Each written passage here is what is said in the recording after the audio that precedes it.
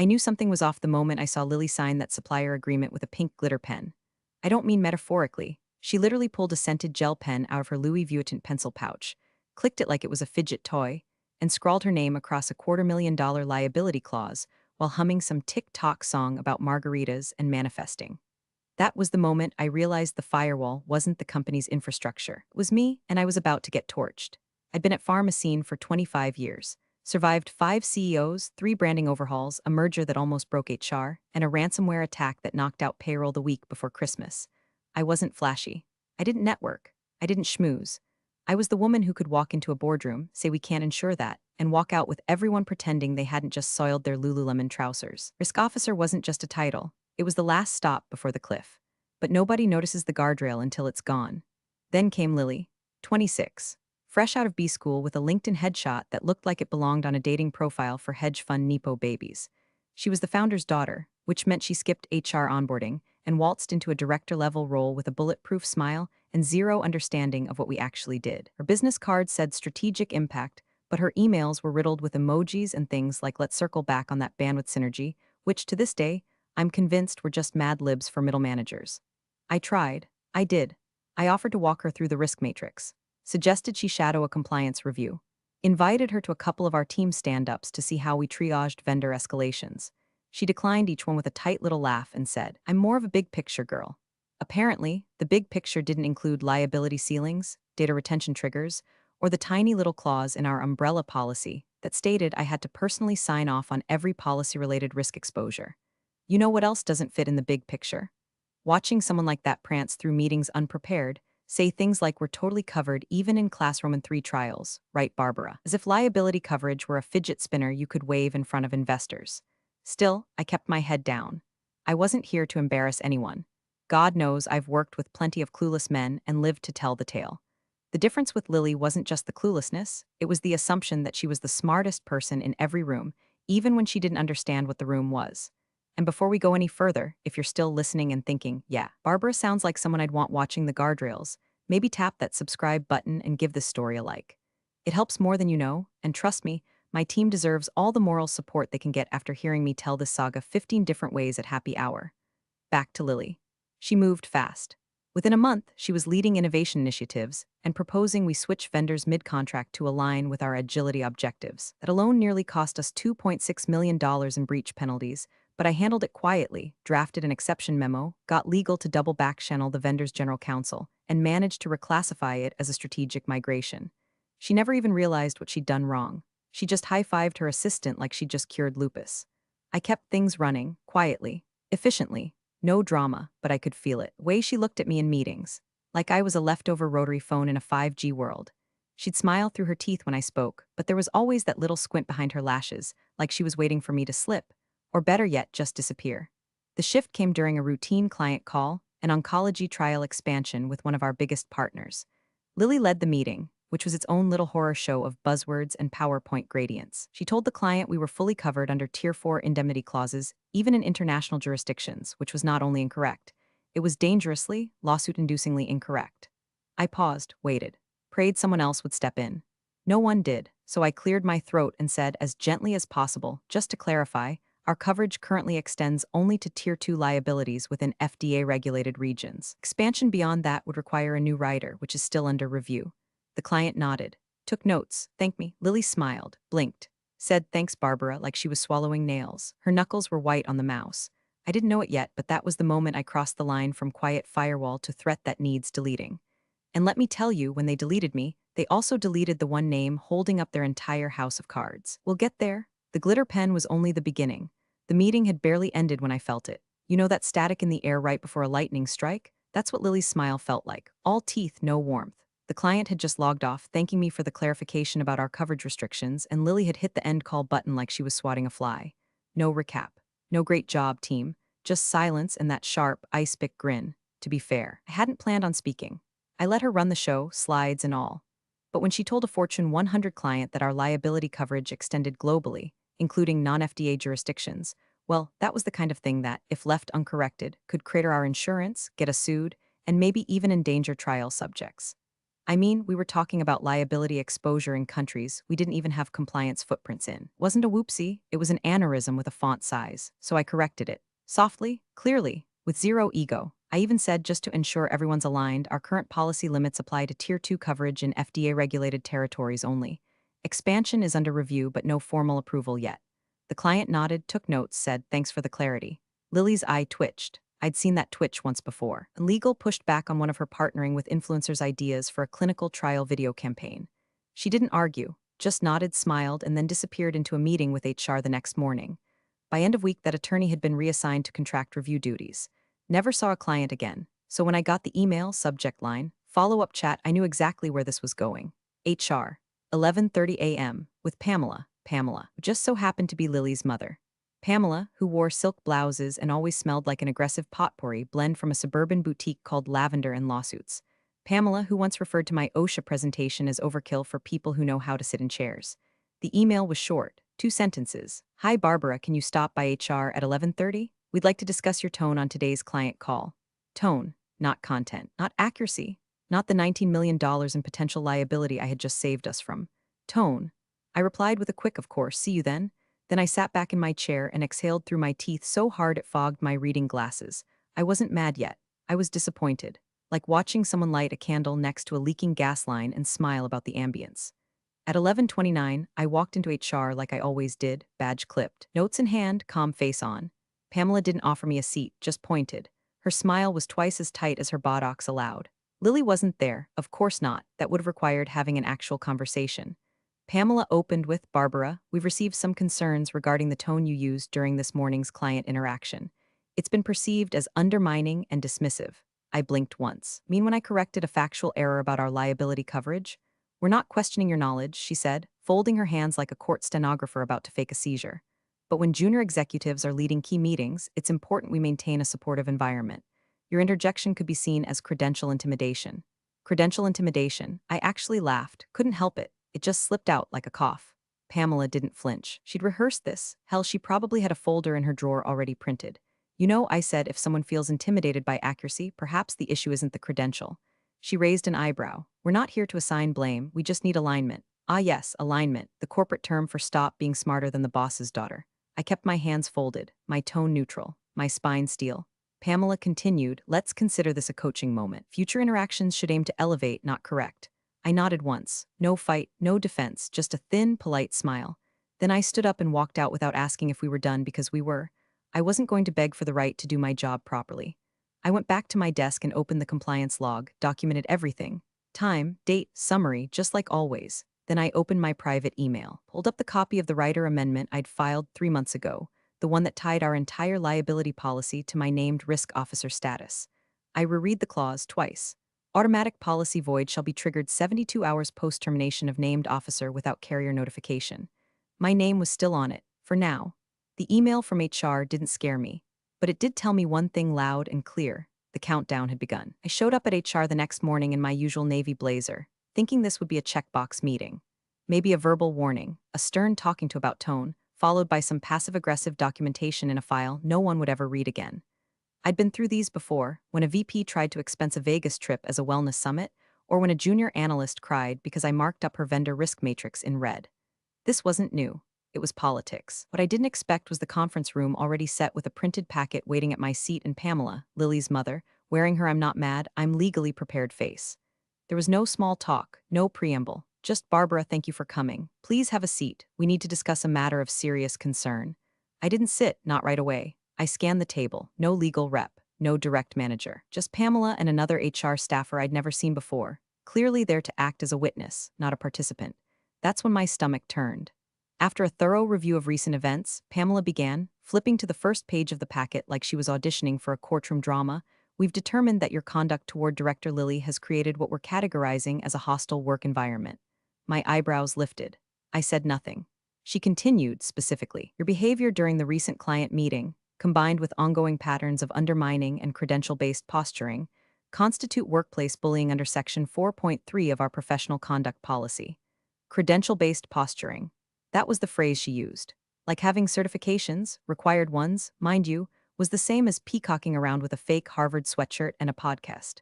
I said calmly. If you're referring to the correction I made about international indemnity caps, it was a factual clarification. Pamela didn't blink. It's not about the facts, it's about the impact. She said that like she was quoting scripture. I sat down, slowly, looked at the HR rep next to her, 20-something, tapping nervously at her iPad like she was trying to type her way out of the room. What's the actual allegation? I asked. Pamela leaned back slightly, as if easing into her victory pose. We believe your presence in meetings has become combative. Your certifications and corrections, while accurate, are delivered in a way that intimidates and diminishes newer team members. This isn't aligned with our culture of support. There it was. The word I knew would come, culture. The final nail in the coffin when competency becomes inconvenient. You mean Lily, I said, flat. Pamela frowned. This isn't about individuals, it's about dynamics. I stared at her for a beat, then let out the faintest breath of laughter, not a real laugh, just enough to break the tension in my own chest. She slid the final page toward me. We're terminating your employment, effective immediately. Your badge has been deactivated. You'll be escorted to collect your personal items. No PIP, no 30-day grace, no manager present. Just boom, you're done. I looked at the page but didn't touch it. You understand this puts the company's coverage at risk? I asked, not with panic, just a flat, professional tone. I was genuinely curious if anyone had told her. Pamela's lips curled. We've reviewed our exposure. We'll manage. No, they hadn't. I stood. Picked up my leather binder from the chair beside me, the one I carried into every meeting since 2004, with worn edges and post-it notes that still smelled faintly like ink and peppermint gum. From the inner pocket, I quietly slid out a single envelope. Cream-colored, unmarked, dated 3 months ago. I didn't open it, didn't wave it, just tucked it under my arm like it was any other memo, because that's how you carry something dangerous when no one knows it's lit. Security met me at my desk. A guy named Thomas I'd known for years.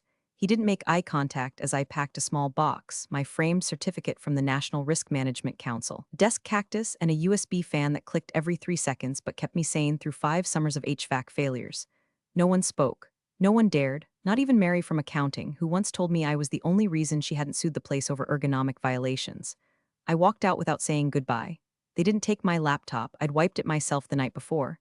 Call it paranoia. Call it foresight. They didn't ask about active audits, or current contracts, or the open compliance checklist I'd been building for the new trials team. They just assumed once again that the firewall would reset itself. Outside, I stood in the sun for a full 60 seconds before moving, just breathing, just existing without the fluorescent ceiling buzzing above my head. Then I walked to my car, placed the envelope on the passenger seat, and finally allowed myself a long, slow exhale. They thought they'd buried the threat. They didn't know they'd just cut the power line, and the whole building was about to go dark. You'd be amazed how fast people forget you once your badge stops working. The first day after I was fired, I tried to pretend it was just another Friday. I even made coffee like I had a 9 a.m. call. My inbox had already been deactivated, no surprise there, but my phone still had a dozen numbers I figured would pick up. I called the CFO first. Kevin, same man who once told me if you ever leave, I'm leaving with you. Straight to voicemail. I didn't bother leaving one. He'd know why I was calling, or he'd pretend he didn't. Next, I texted a contact in legal, Monica. We'd gone to the same risk compliance conference in Boston and split a bottle of wine over horror stories about indemnity loopholes. Her reply came 20 minutes later. I've been advised not to comment on employment matters. Sorry, Barb. 3 hours later, I got another message from a junior analyst I'd mentored for 2 years. All it said was, I'm sorry. She said it was harassment. I didn't know what to say. That one stung. By Monday, the silence had calcified. Not even a LinkedIn message. Not a whisper from procurement, where I'd once walked a junior buyer through untangling a fraudulent vendor chain that saved us 6 figures. Not even a hey, how are you holding up from facilities, where I personally rewrote the fire drill policy after our intern locked herself in the lactation room. Nothing. They weren't just ignoring me. They were treating me like a contaminant, and I got it. Really, I did. Lily had called it harassment, which meant anyone who spoke up on my behalf would risk being dragged into her narrative. Credential intimidation wasn't just a stupid phrase, it was a weapon. A quiet one, when you couldn't defend against without sounding like you were trying to win. So I said nothing. Not to them. Instead, I opened my personal laptop and dug up the email I'd sent myself 3 months ago. Subject line, Risk Amendment, Writer 14C notarized copy. Inside, 2 attachments. First, the scanned letter from Mutual Shield Insurance, confirming the risk policy adjustment effective May 14. It had the carrier's signature and mine, along with language that made me smile grimly now. Coverage shall be contingent on uninterrupted designation of Barbara Lynn, NRMO, and shall retroactively void if said party is removed without carrier notification, with a 72-hour window to correct. Second, a timestamp memo I'd written after my first uncomfortable meeting with Lily. Dated, detailed, labeled plainly in the footer, for personal records only. It documented her dismissiveness, a refusal to attend a compliance briefing. her flat-out denial of policy documents. And it ended with one line, bolded and underlined. Should employment status change due to non-performance-related concerns, this memo may be used to confirm misalignment with procedural protocol. Not sabotage, documentation. And now it lived, safely outside their reach, in my encrypted archive and on a thumb drive taped to the bottom of my kitchen drawer. I'd always known I wasn't safe there. You don't spend 25 years reading every worst-case scenario without wondering when your own file might become one. But this wasn't a worst case. It was just inevitable. People like Lily weren't trained to respect risk. They were trained to avoid discomfort. And I'd made her uncomfortable by doing my job too well. The irony was, I'd been the one who insisted we revise the policy in the first place. I'd been the one who told the board that tying coverage directly to my designation gave the company leverage during restructuring talks. Stability optics, we'd called it. Investors liked when named officers weren't musical chairs.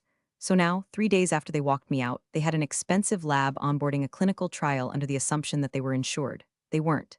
And that little paper tripwire, it had already been stepped on. No one heard it click. That's the beauty of fine print. I didn't need to make noise. I didn't need to blow whistles or write op-eds or tweet bitter threads into the void.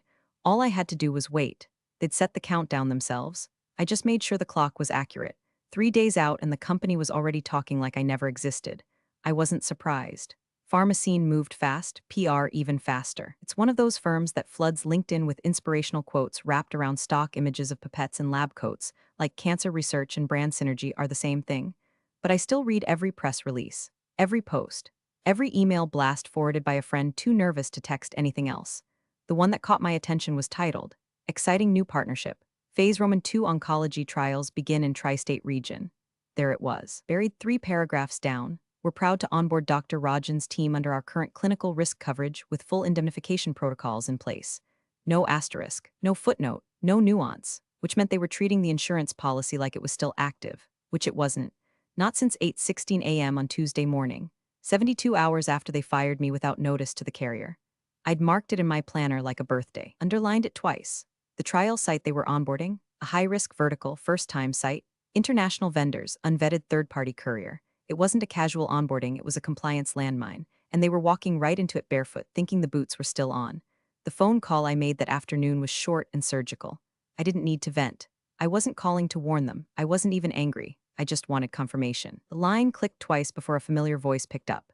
Mutual Shield, this is Colleen. Hey, it's Barbara Lynn, quick one. Just confirming someone's still scheduled to be on-site for the Pharmacine audit Friday morning? She paused, then said, we are, but there's been an internal flag. We might escalate the audit scope.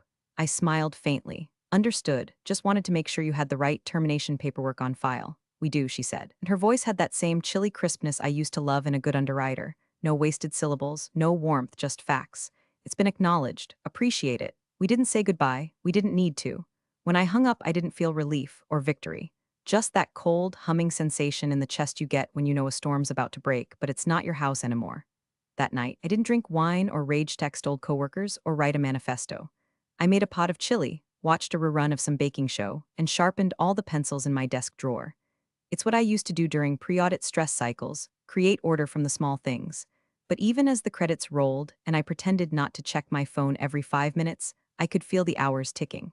12 till the press call with the new client, 26 till the investor check-in, 42 until the audit. The audit. It wasn't just routine this year. I knew that because I had made sure it wouldn't be. Months ago, before Lily ever stumbled into her director title in those ridiculous patent leather block heels, I had quietly amended the audit parameters with Mutual Shield. I wanted site security protocols reviewed, not just insurance logs. I wanted eyes on the actual chain of custody records for our biologic samples. Not because I didn't trust my team, because I didn't trust who would come after me. Turns out I was right. And now someone would be looking through every file, every employee role, every designation tied to our liability coverage, including mine, or rather, the lack of mine.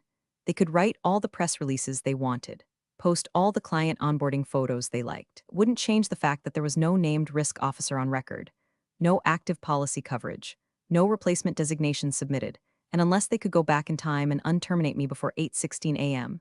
Tuesday, every action taken after that hour was uninsured. Every lab shipment, every patient form, every contract, all of it, exposed. Tick, tick, tick. I imagined Lily striding around the office like she owned it, probably thinking the audit was a formality.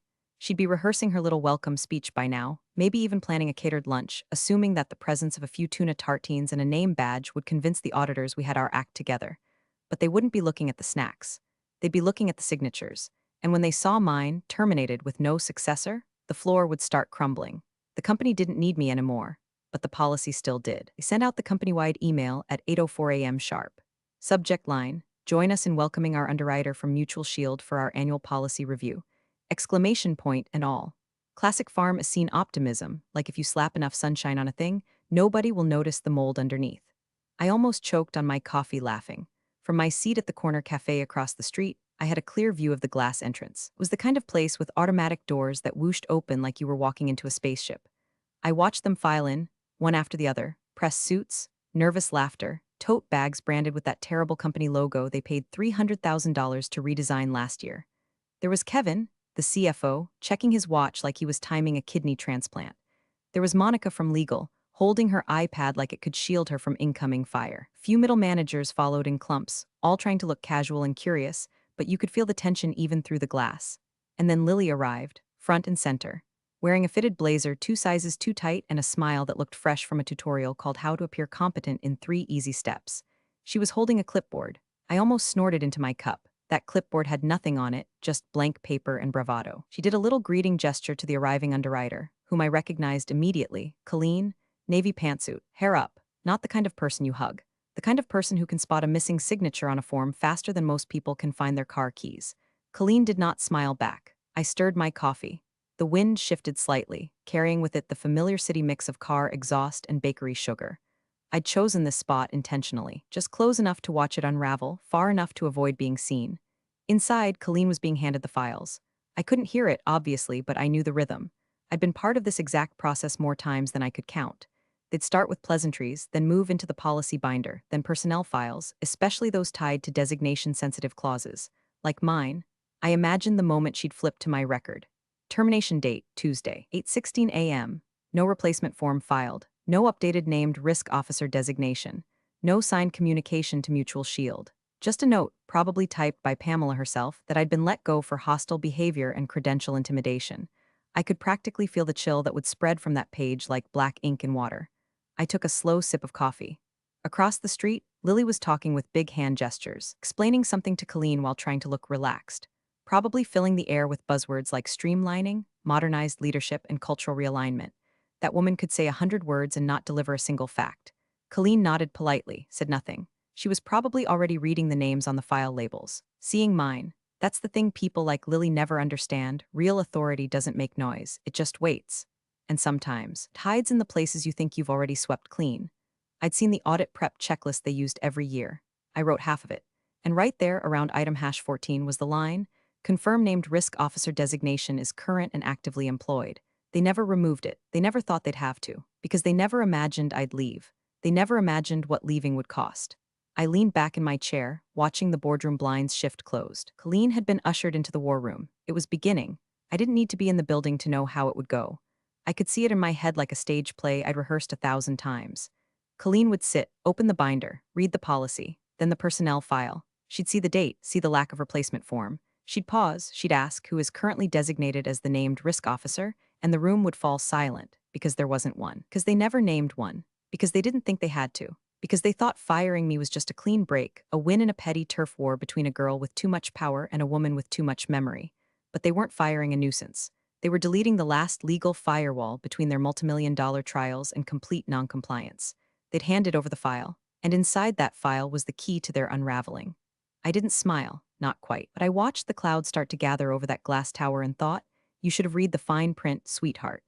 Inside that glass conference room, when I'd sat in for over 2 decades, always at the far end, closest to the compliance folders and furthest from the pastries, Colleen sat in the same chair I used to occupy. She didn't touch the coffee offered. She never did. Mutual Shield underwriters came prepared with their own thermoses, their own pens, their own silences. You never really knew when they were judging you, only that they were, and it was permanent. Across from her, Kevin the CFO leaned back, trying too hard to look casual. He'd unbuttoned his collar, like the absence of a tie might convince her this was a friendly review and not a procedural execution. To his right, Monica from legal was typing into a laptop she wasn't looking at. Her fingers were flying. Her eyes were locked on Colleen's face. Colleen flipped through the binder without a word. Not rushed, not slow, just precise. Each page made a soft SHH as it turned, like the room itself was warning them to be quiet. Then came the personnel documentation. Page, flip, pause. She set one sheet flat in front of her. Read it again. Termination paperwork for Barbara Lynn, she said quietly, adjusting her glasses. Kevin chuckled. Oh yes, Barbara. We've had a few staff transitions recently. New energy, new direction, you know how it goes. Colleen didn't smile, she didn't nod. She just read out loud with the cadence of a surgeon listing causes of death, named Risk Officer Barbara Lynn. Terminated Tuesday. 8:16 a.m. Silence. You could hear the HVAC. She looked up slowly, pen resting against her lip like she was trying to decide whether to stab the policy itself with it. And who replaced her as named risk officer? Kevin blinked. I don't think we've officially filed that yet. We've redistributed the duties internally. Colleen's expression didn't change. Her voice dropped a degree. Did you file a named officer replacement form with Mutual Shield? Kevin's grin faltered. No. Was that required? That was when it happened. The moment. Her pen dropped to the table with a tiny tick.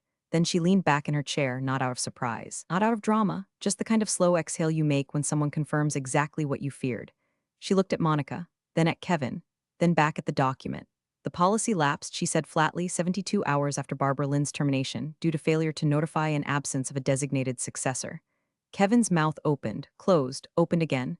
I thought the coverage carried forward. She shook her head. No emotion, just ice. Only if the designation is maintained. It's in your policy addendum. Section 7C, I have the signed copy here.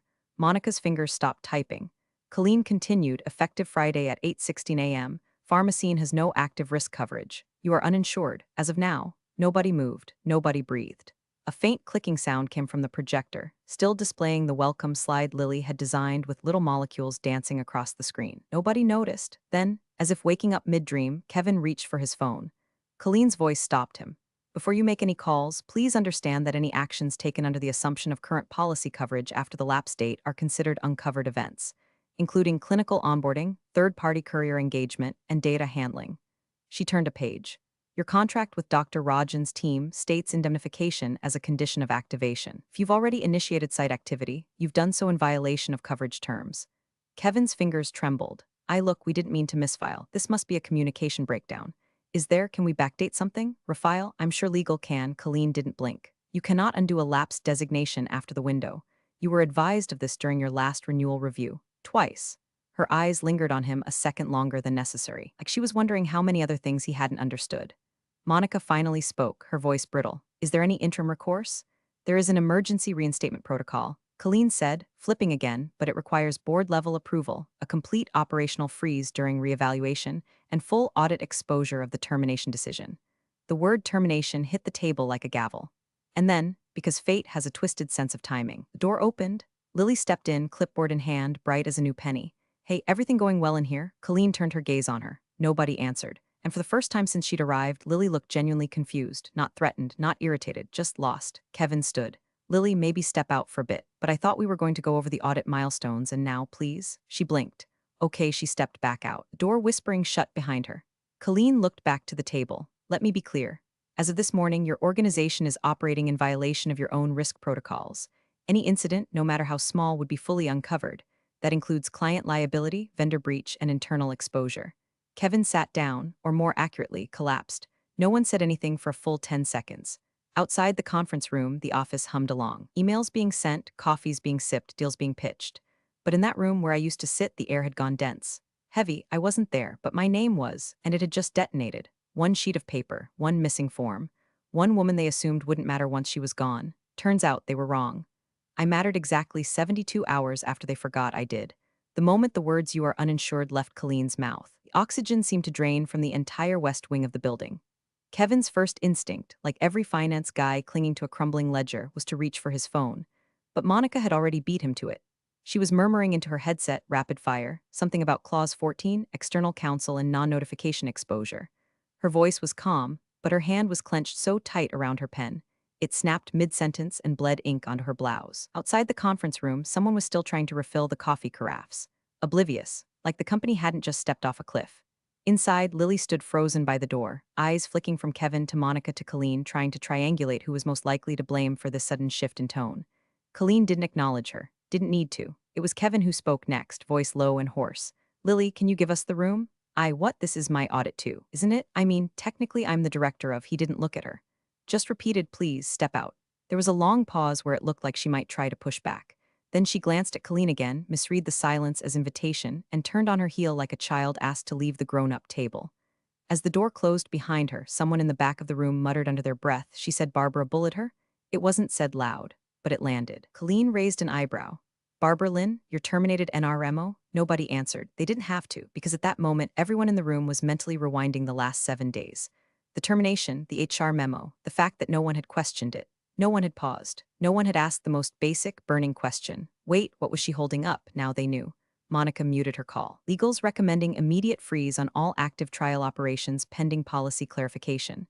Kevin turned pale. We've already onboarded Rajan's site, and the Halbert expansion was greenlit yesterday. 2 active contracts, one involving patient trials, the other involving cross-border transport of biologic materials, both written with indemnity clauses that explicitly required active coverage, both now in breach. Colleen spoke again, her voice cool and merciless. If I were you, I'd contact every external partner you've engaged since Tuesday morning. You'll need to disclose non-coverage status. Immediately, and the clients, especially the clients. Kevin rubbed his face like he was trying to erase it. What happens if they pull out? Colleen looked at him like he just asked if gravity was optional. They will. Across the building, phones began ringing. Executives started reappearing in hallways they hadn't walked through in years. Slack channels lit up with status pings, internal legal alerts, and a new file quietly posted in the hash compliance ops thread. Urgent, policy lapse effective 8:16 a.m. Tuesday, someone added the eye emoji. No one reacted. Back across the street, I sat in the same cafe, watching the upper floors like a woman waiting for a verdict. I wasn't gloating, but I wasn't pretending not to know either. Around noon, my phone buzzed. Unknown number, a junior staffer. I recognized the area code, the rhythm of the message. What did you do? I stared at it for a moment, then typed simply nothing. I just was. Another buzz. They're saying we might have to pause trials, like full shutdown. Investors are getting notified. What is happening?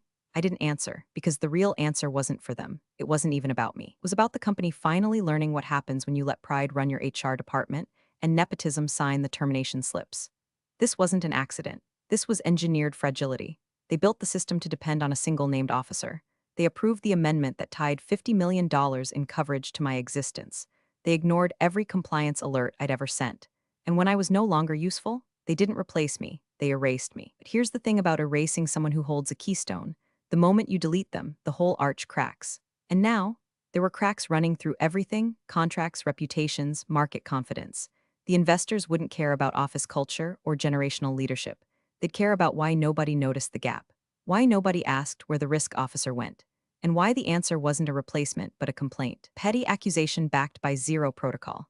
Soon, the clients would care too, because once word gets out that your trials are uninsured, no one's onboarding, no one's extending, no one's staying. Colleen would file her report. The board would receive it by Monday. And by then, the only thing left for Farm Assine's leadership to ensure would be their own exit strategies. The board call was supposed to be routine, quarterly review, budget alignment, usual dance of numbers and polished forecasts. Instead, they walked straight into a firestorm they'd lit themselves and somehow forgot to check for smoke. It started with the underwriter's report.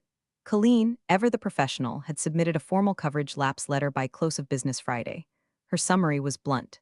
Due to non-notification and termination of named risk officer Barbara Lynn at 08:16 a.m. Tuesday. Policy lapsed at 08:16 a.m. Friday. There was no successor filed, no reinstatement initiated, no compliance review requested. That letter hit the inboxes of every board member, investor liaison, and general counsel before anyone could spin it. There was no time to bury it in committee meetings or tuck it behind performance charts. It was the first thing on the agenda. The second was worse. Someone leaked the HR memo. The one Pamela had written. The one that claimed credential intimidation and pattern of hostile tone in meetings. The justification for terminating the one person anchoring the company's compliance posture. It didn't take long for screenshots to flood Slack, then group chats, then anonymous Twitter accounts with handles like at Farm Insider and at Biotech Leaks. One account captioned it perfectly: fired for knowing too much. Lost $50M coverage. Daughter of the founder promoted same week. Replies weren't kind. Inside the boardroom, the tone wasn't just serious, it was surgical. The lead investor rep, a man with the voice of a retired colonel and the patience of a landmine, asked the only question that mattered. Why was our named officer terminated without notice to the carrier? Kevin stammered something about internal miscommunication. Pamela tried to deflect, citing emerging cultural values and rebalancing leadership dynamics. Monica, the only one in the room with a functioning survival instinct, didn't say a word. She just forwarded Colleen's email again. Bolded. The board chair rubbed his temples.